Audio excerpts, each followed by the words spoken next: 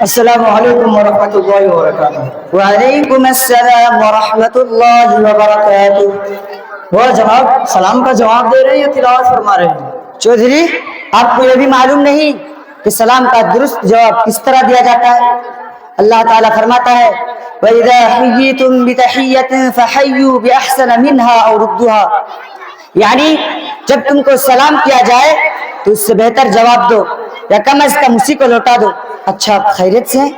یہ اللہ کا فضل و کرم ہے، خیریت سے ہوں، مگر لڑکے کی شادی کے بنا پر کچھ زیادہ ہی مشغول رہتا ہوں۔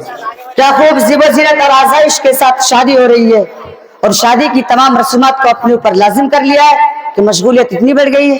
جی حضرت، شادی بڑی دھوم دھام سے کی جا رہی ہے۔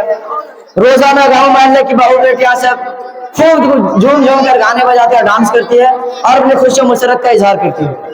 لا حول ولا قوت الا باللہ، یہ شریعت کی کھلی خلاف ورزی ہے۔ چودھری گانے بجانے فوراً بند کرواؤ، عورتوں کو پردہ نشین کرو۔ یاد رکھو جس طرح عورت پردہ ہے اس کی آواز بھی پردہ ہے۔ اور ہاں، تمہاری باتوں سے جہیز کی بو آ رہی ہے، اس سے بھی باز آؤ۔ بھائی چودھری خرچلال، شریعت کی حدود کا خیال رکھیے۔ گانا بجانا اور بے پردگی گناہ کا سبب ہے۔ عورت کے لیے پردہ لازم ہے، حتیٰ کہ نماز میں بھی آواز کی احتیاط ہے۔ اللہ سے ڈریے، جہیز جیسی لعنت سے بچے، اسی میں دین و دنیا کی بھلائی ہے۔ مولانا صاحب اب بالکل غلط فرما رہے ہیں، ہم نے کوئی کسی سے جہیز نہیں لی، یہ تو دستور زمانہ کے تحت ہے۔ برادر محترم نے کچھ اپنی خوشی سے کچھ ساز و سامان دینے کا فیصلہ کیا۔ پھر تو نقد کیش سے بھی جیب گرم ہوئی ہوگی۔ جی حضرت، زیادہ نہیں، بس 2 ہی لاکھ روپیہ لیے ہیں، جو اپنے اولاد کے پیچھے اس کی پڑھائی اور اس کی پرورش کے پیچھے خرچ کیے تھے۔ اتنا سا لینا کون سا گناہ ہے؟ معاذ اللہ، یہ کیسی دین سے بیزاری ہے؟ کیا آپ کو معلوم نہیں کہ اولاد کے والدین پر 3 بنیادی حقوق ہوتے ہیں؟ ان میں سے ایک یہ بھی ہے کہ ان کی شادی اچھے اور دیندار گھرانے میں کریں۔ یہ نکاح تو آپ پر واجب ہے، اور واجب پر رقم لینا یہ تو صریح رشوت ہے۔ مولانا صاحب اب بڑھ چڑھ کر اس طرح باتیں نہ کیا کیجیے، ہم نے کوئی کسی سے رشوت نہیں لی۔ آپ ہم پر غلط الزام کیوں لگا رہے ہیں؟ ہم جا رہے ہیں ایسے مجلس سے 1 منٹ بھی رہنے کا وعدہ نہیں، اور نہ ہی میں آپ سے 1 سیکنڈ میں سے۔ بھائی صاحب ذرا رک جائیے، جو کام آپ پر واجب ہے اس پر رقم لینا رشوت نہیں تو اور کیا ہے؟ خود سوچئے، اگر کوئی سرکاری اہلکار بغیر پیسے کام نہ کرے تو کیا آپ اسے رشوت نہیں کہیں گے؟ بس اب ضمیر سے جواب دیں۔ مولانا صاحب یہ تو صراحتاً رشوت ہے، اسے رشوت ہونے میں کوئی شک نہیں۔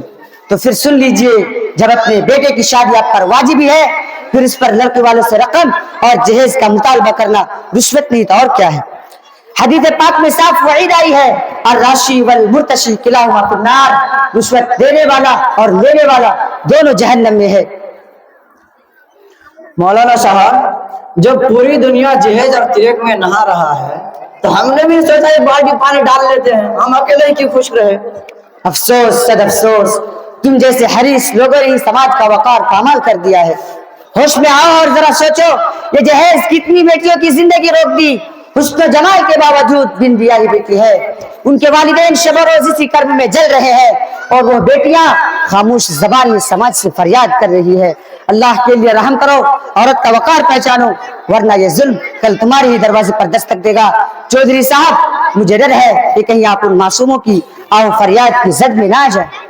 مولانا صاحب اب تو واقعی دل دھڑکنے لگا ہے، لڑکیاں سچ مچ قابل رحم ہیں۔